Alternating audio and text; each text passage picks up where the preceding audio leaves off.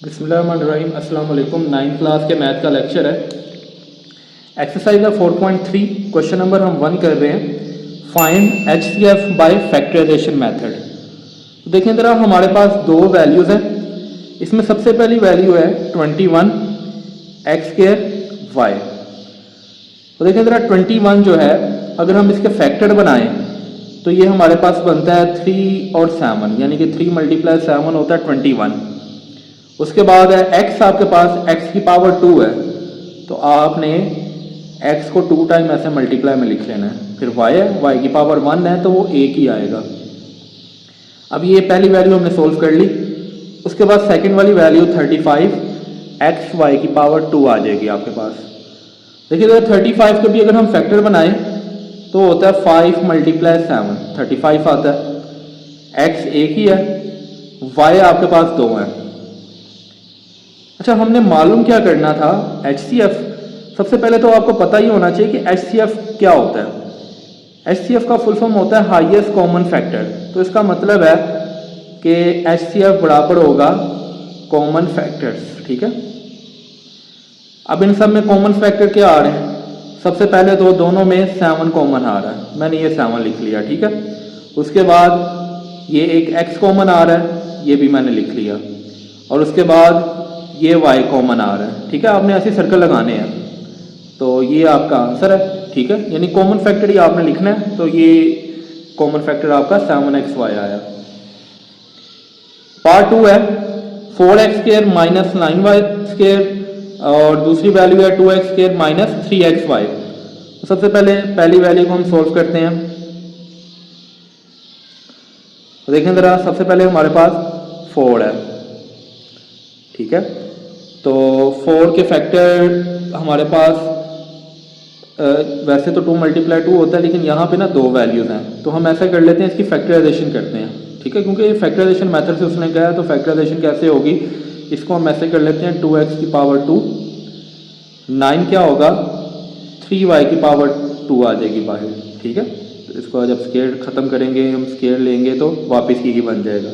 अभी एक दफ़ा प्लस में एक दफ़ा माइनस में आ जाएगा, यानी कि 2x + 3y और 2x - 3y। ठीक है, ये पहली वैल्यू सोल्व हो गई है। अब हम दूसरी वाली वैल्यू ले लेते हैं। दूसरी वाली वैल्यू में अगर देखें तो हमारे पास जो है ना, इन दोनों में x कॉमन आ रहा है, हम x कॉमन निकालते हैं।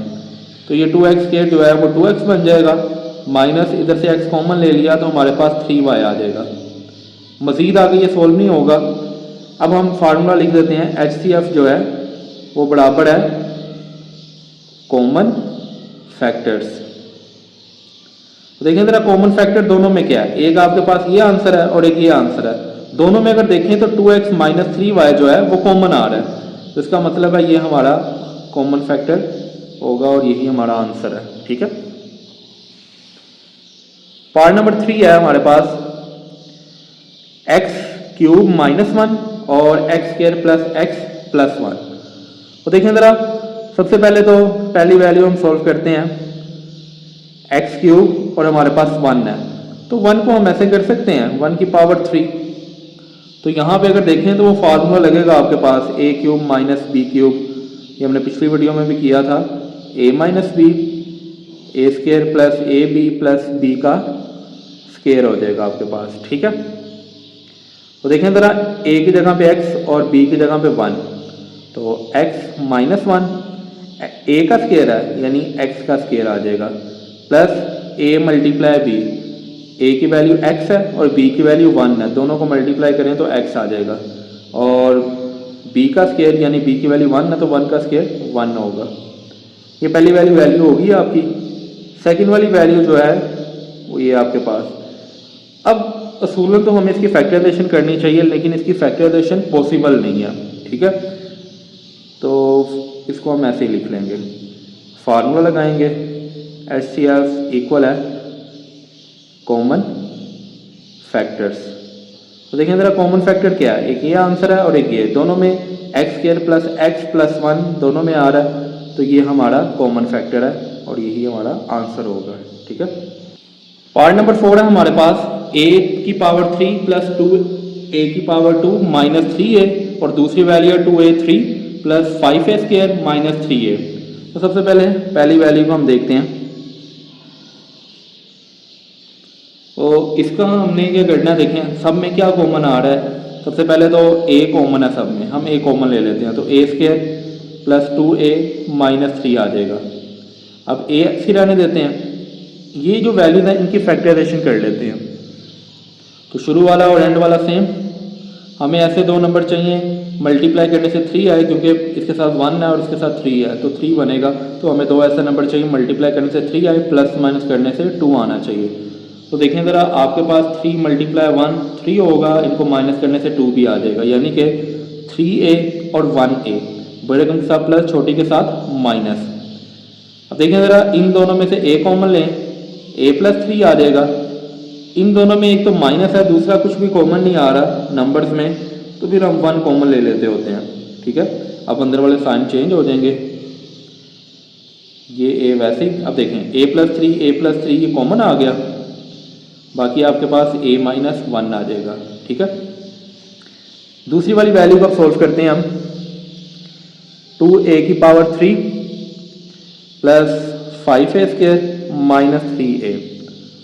तो शुरू वाली और एंड वाली हम ऐसे लिख देते हैं, या ये हो सकता है कि हम इसमें से a कॉमन ले लें। ठीक है, a अगर हम बाहर ले लेते हैं तो फिर यहाँ पे पावर 2 बचेगी और यहाँ पे सिंपल 5a आ जाएगा।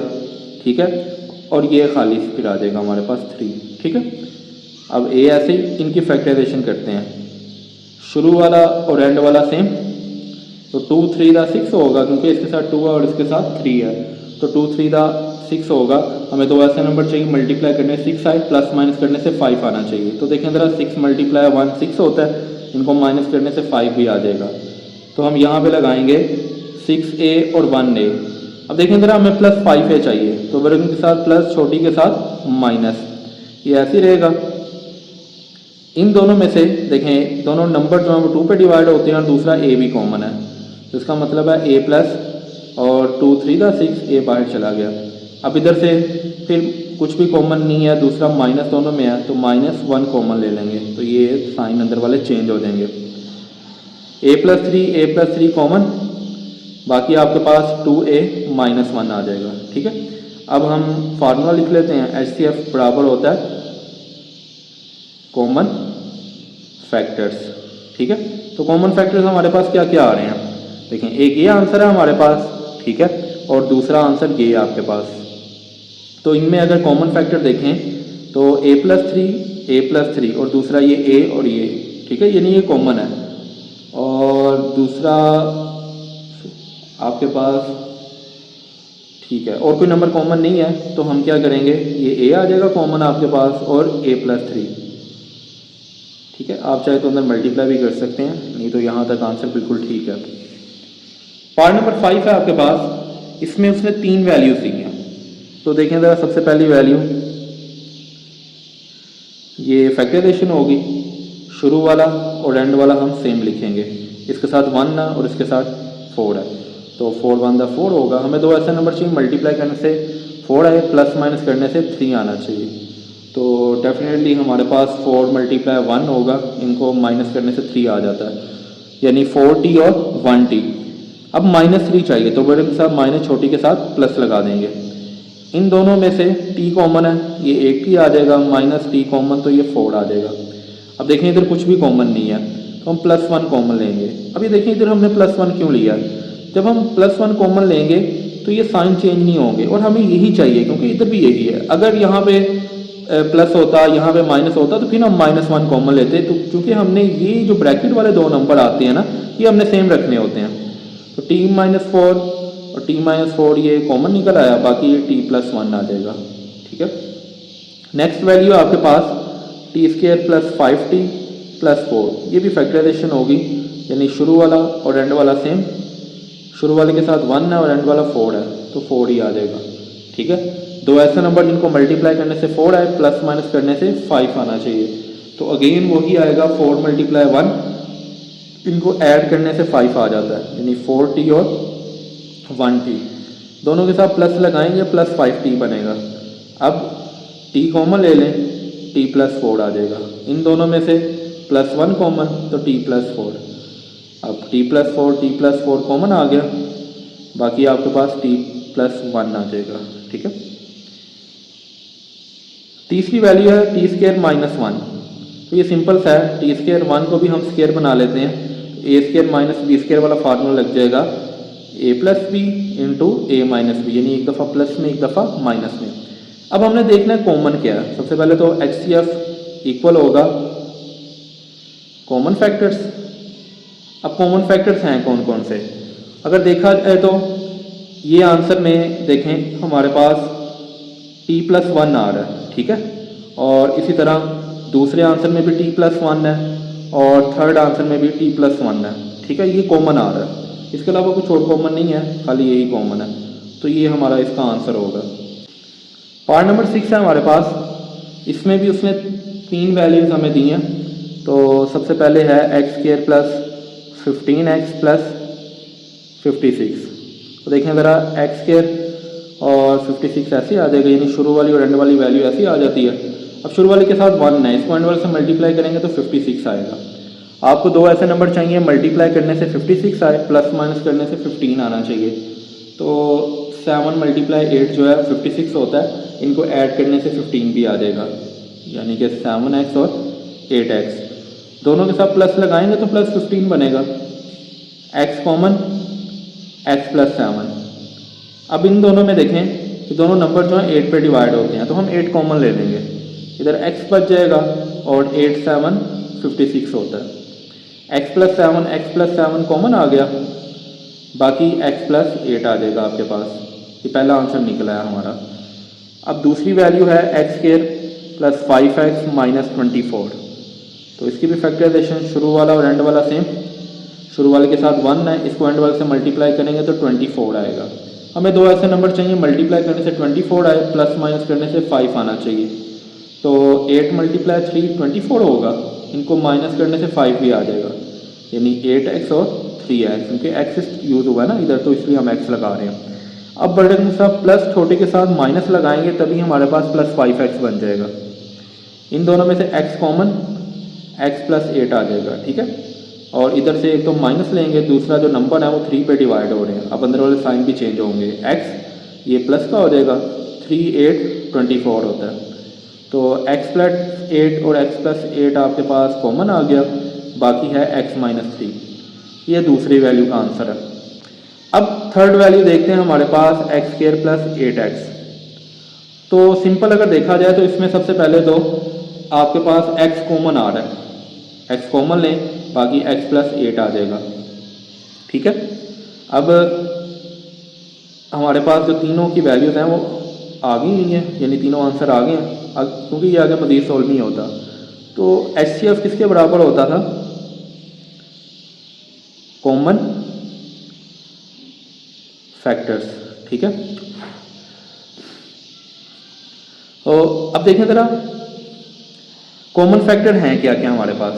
पहला आंसर देखें तो उसमें आपको x प्लस 8 नज़र आएगा। ठीक है, ये पहला आंसर है।